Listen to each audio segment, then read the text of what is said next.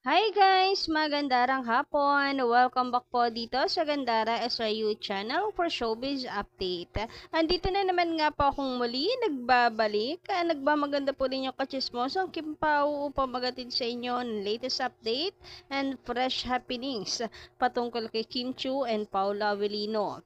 And para nga sa gabing ito ang tatalakayin natin at pag-uusapan ay ang magiging ganap nga po mamaya for Kapamilya Christmas Special dyan sa Araneta. So excited na po ba ang lahat, ang mga fandoms, kanya-kanyang fandom nandoon na nga po to support Kim Chiu and ang dami nila as in kagaya ng pagsuporta po natin sa Kim Pao as always. And may mga nagtatanong kung meron na bang pictures together ang Kim Pao, kung meron na pong nakita ang mga fans na paayuda. So ako meron akong nakita guys, si Kim and Paolo naka-couple pants and shoes na naman. Huy, grabehan ngayon. So but before that sa mga di pa nakasubscribe dito sa ating channel, maaari lamang napindutin po ninyo ang subscribe button at ang notification bell para mag-updated ka at ma-notify tuwing may bago tayong chika at balita hinggil sa Kim Pao. Basta mga balita na may kinalaman kay Kim Chiu and Paula Avellino, sagot na po natin yan. And for tonight nga, eto, basahin muna natin ang komento ni Madam Denden Andre. Magandang gabi. Congratulations Paolo and Kim for winning the Love Team of the Year 2024 at sa ating lahat na supporters ng Kim Pao. Congratulations din at mabuhay tayong lahat. Maging masaya at panatag na tayo para sa Kim Pao. Yan, thank you so much. Yes guys, sama-sama tayo na kumapit lang kay Kim and Paolo lalo na sa kanilang mga salita na patatag, patibay ng patibay naman sila ni Kimi. So ayun, congratulations again Paulo, Kim for the Love Team of the Year 2024 for winning that. Anyway, sabi pa niya dito, sayang nga nasira yung moment ng pagbigay. Sayang nasira yung moment ng pagbigay sana ni Paulo ng flowers, sabay profess sana in public na sila na. But anyway, naibigay din at pinakita naman na may I love you yung card. Panatag na talaga ako, sana kayo din mga kapatid sa Kim Pao. Totoo yan, tumatapang na si Paula Avellino pero sayang yung pagkakataon na yon. Tilian siguro sana lalo ang mga tao noon. Pero wala si kuya, parang hindi po na-inform. Sabi nga dito, kaya pala, kukunin sana yung flower. Ito namang tagahawak. Hindi siguro na-inform maigi ni Paulo. Kaya nga, pag-alak kasi, ayan, nasira yung moment. Pero malay nyo naman guys, ngayon sa Araneta gawin ulit ni Paulo Avellino. Huy, grabehan yon. sana gawin ulit ni Paulo since Christmas special to. So, magiging special din to para sa mga Kim Pao fans. Sana lang naman, mali lang naman natin ngayon matuloy. Grabehan. Pero baka baka hindi rin agawin ni Paulo yung yung attention. Syempre Christmas special. So sana magkaroon po ng chance and big event ulit ng Kim Pao, no? Malay natin. Makainom ulit si Paulo Avellino ng pampatapang vitamins. Charot. Anyway, sabi naman dito, nag-aalala siya for Paulo Avellino dahil sa Marisrakal issue mula po kay Miss Evan Talia Hamilia. Magandang gabi, Miss Gandara. Worried po ako kasi may nabasa po ako, may viral tweet daw si Maris Rakal kay Paulo. So, na po natin ito para ma-inform ang lahat at maliwanagan ang lahat kasi ngayon to pinag-uusapan sa SOCMED.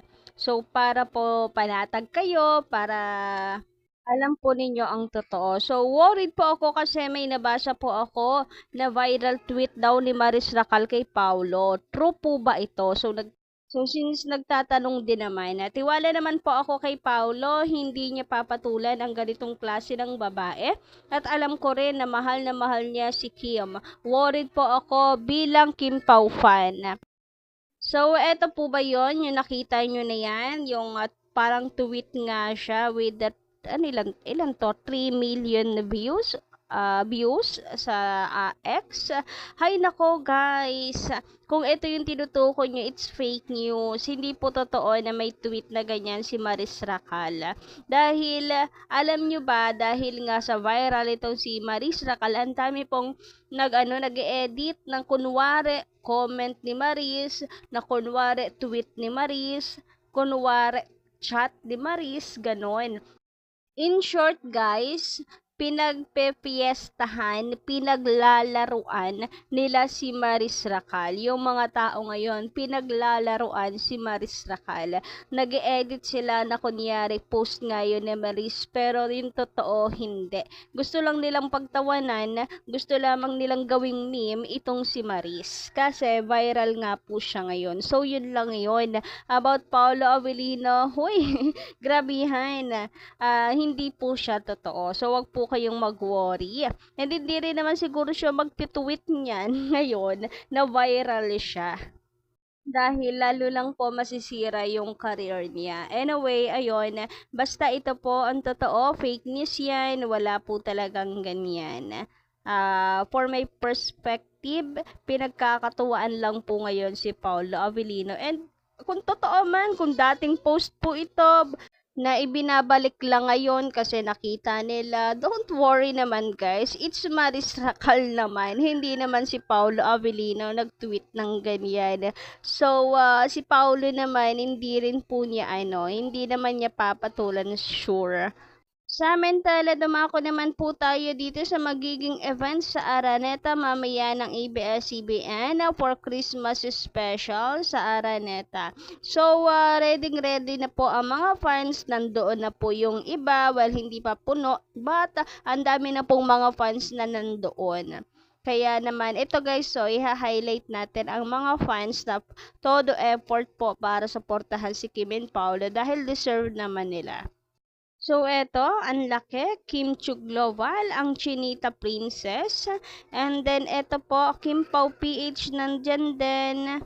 And, meron pang iba, hindi na natin mabasa. Eto pa, Kim Pao, ito nga sa Kim Pao PH. Ang ganda, may pa-LED light sila.